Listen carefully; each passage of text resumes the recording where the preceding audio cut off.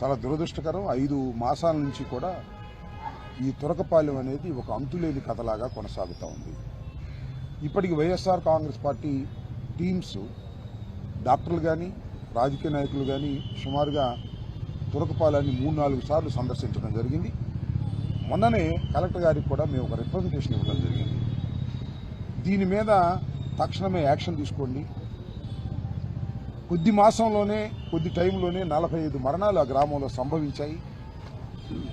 ఒక విచిత్రమైన వ్యాధి రావడం, ఆ వ్యాధి వల్ల మరణించడం అనేది చాలా దురదృష్టకరమైనటువంటి పరిణామం.